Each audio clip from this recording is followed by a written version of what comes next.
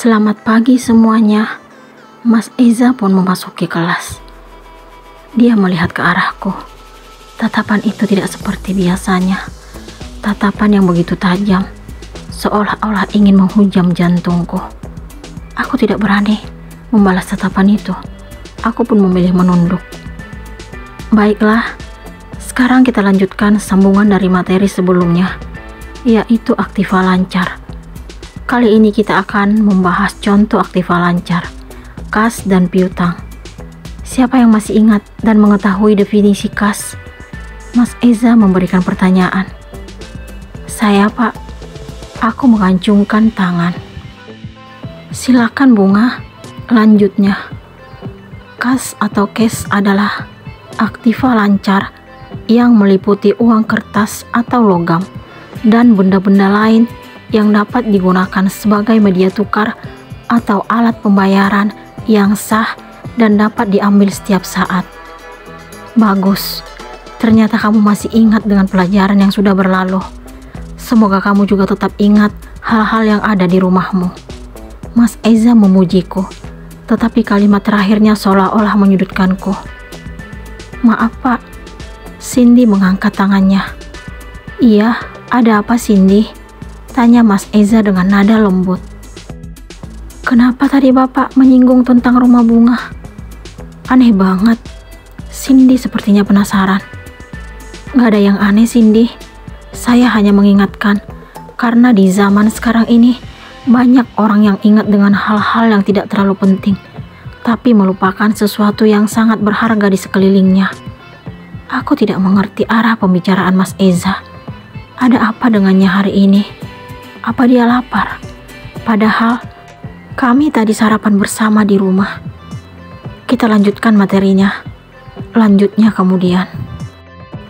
Kas memiliki karakteristik, yaitu 1. Sebagai aset perusahaan yang paling liquid. 2. Merupakan standar pertukaran yang paling umum. 3. Dapat menjadi basis perhitungan dan pengukuran.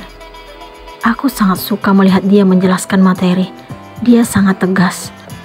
Diriku senyum-senyum mengingat sikapnya yang sangat jauh berbeda dengan Mas Eza yang aku kenal kalau sudah di rumah. Kegiatan hari-harinya tidak pernah lepas dari keusilan untuk menggodaku.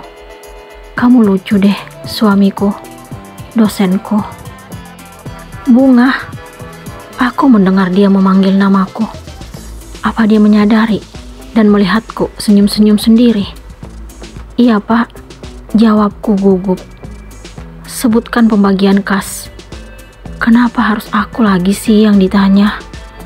Petty cash atau biasa disebut kas kecil, cash on bank, dan sering disebut kas di bank, dan pelaporan kas. Aku pun memberikan jawaban. Oke, jawaban yang bagus. Dia melirikku. Jawaban tentang kas cukup sampai di sini. Kita lanjutkan pada materi selanjutnya, piutang. Cindy, jelaskan definisi piutang. Aku kaget saat dia menyebut nama Cindy.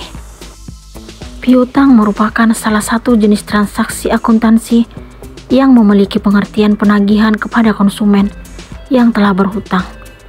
Piutang dalam bahasa Inggris disebut juga dengan account receivable atau biasa disingkat AR. Cindy menjawab pertanyaan Mas Eza dengan lengkap. Sangat bagus, Cindy. Ternyata kamu masih ingat dengan pelajaran saat masih SMK. Mas Eza memuji Cindy di depanku. Jangankan ingat piutang, Pak. Wajah Bapak juga selalu dalam ingatan saya, menghiasi hari-hari saya. Cindy berani menggoda Mas Eza. Lancang sekali sikapnya terhadap dosen. Mahasiswa dan mahasiswi lain pun bersorak. Kenapa harus wajah saya yang kamu ingat, Cindy? Sementara orang terdekat saya mungkin belum tentu ingat saya. Ucapan Mas Eza hari ini selalu menyudutkanku. Karena wajah Bapak sangat pantas untuk diingat. Cakep. Cindy melanjutkan gombalannya. Mahasiswa dan mahasiswi lain kembali bersorak. Terima kasih, Cindy. Mas Eza menyebut nama Cindy dengan nada lembut. Oke, materi hari ini cukup sampai di sini. Untuk penjelasan tentang piutang, kita lanjutkan pada pertemuan berikutnya. Selamat pagi. Mas Eza pun mengakhiri kelas mata kuliah akuntansi hari ini. Sebelum dia keluar kelas, dia melihat ke arahku dengan senyuman kemenangan. Aku yakin dia sengaja membuatku kesal. Hai Bunga, suara Reva mengagetkanku. Hai juga Fah, balasku. Kamu dari mana aja? Seminggu gak masuk kuliah, tanya Reva. Iya Fah, aku ada perlu, jadi harus absen deh. Semoga Reva menerima alasan yang kuberikan. Oh, iya deh, ke kantin yuk. Ternyata dia tidak curiga. Aku dan dia akhirnya menuju kantin. Hari ini merupakan hari yang sangat membosankan bagiku. Dalam perjalanan menuju kampus, Mas Eza memaksaku untuk menjawab pertanyaan yang sangat rumit hingga aku tidak mampu menjawab. Aku berjanji akan memberikan jawabannya setelah di rumah nanti. Sebelum memasuki kampus, Dika memaksaku untuk menerima dan membalas cintanya. Dia juga tidak percaya dengan kejujuran dan kenyataan yang sebenarnya tentang diriku yang sudah menikah. Setelah masuk kelas, Mas Eza juga menyudutkanku.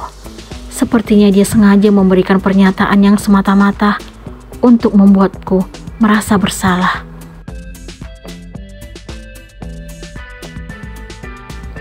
Malam ini, aku akan menanyakan apa tujuan Mas Eza bersikap sangat lembut memanggil nama Cindy tadi saat di kampus.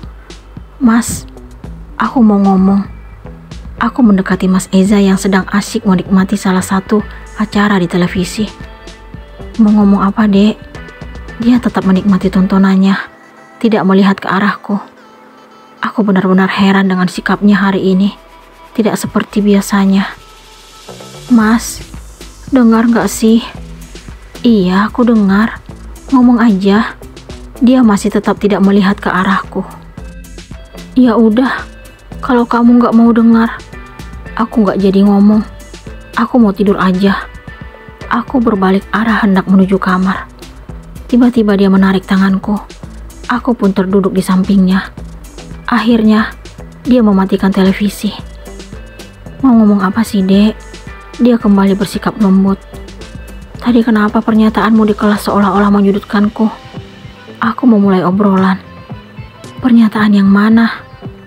Jangan pura-pura gak tahu deh, Mas. Terus, kamu juga bersikap ramah banget sama Cindy. Lembut banget manggil namanya. Kamu cemburu, Dek? Aku jadi salah tingkah. Enggak kok, cuma nanya aja. Jujur aja kenapa sih, Dek? Gak perlu ditutup-tutupin lagi. Aku juga udah mengatakan yang sebenarnya padamu. Jujur apa sih, Mas? Kalau gak mau jawab gak apa-apa. Aku ke kamar aja. Aku berdiri lalu melangkah menuju kamar. Dia mengikutiku dari belakang.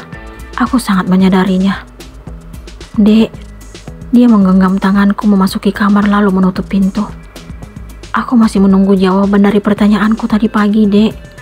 Lanjutnya, setelah kami duduk di tempat tidur. Kenapa sih, Mas masih tetap nanya itu lagi? Aku gak bisa jawab. Ucapku mengelak. Kamu gak bisa jawab karena kamu tidak memiliki perasaan yang sama denganku. Atau karena kamu terpesona dengan perhatian Dika. Aku kaget dengan tuduhannya terhadapku. Apa-apaan sih kamu, Mas? Kenapa kamu menuduhku seperti itu? Jadi, aku harus tetap diam melihat istriku berbicara panjang lebar bersama laki-laki lain yang jelas-jelas memiliki perasaan cinta padanya. Maksud kamu? Kamu pikir aku gak lihat kemesraan kamu tadi pagi bersama Dika? Kemesraan kamu bilang, Mas. Aku tidak terima dengan tuduhannya. Iya, bisa-bisanya kamu masih ingin dekat dengan lelaki lain.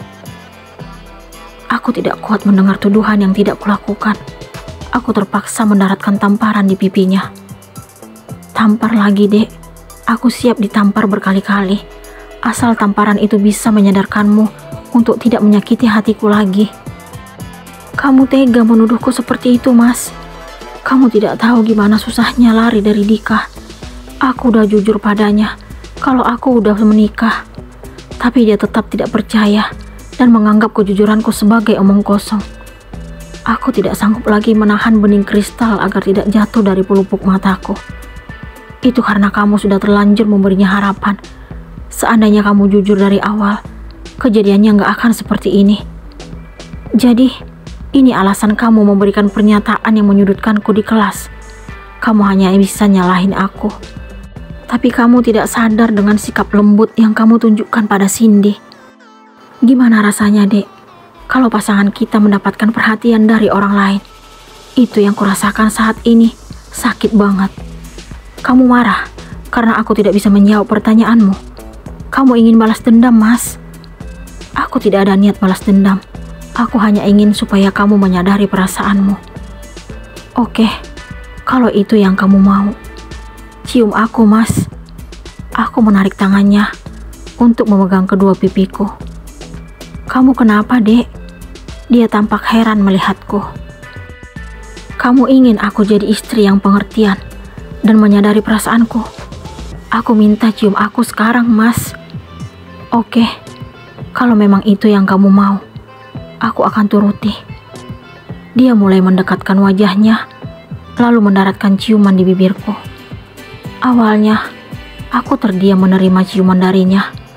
Namun, entah apa yang membuatku luluh, sampai akhirnya juga memberikan balasan. Kami melakukan aksi itu hingga beberapa menit. Kami saling berbalas dan menikmatinya. Apakah Bunga akan menyatakan perasaannya kepada suaminya?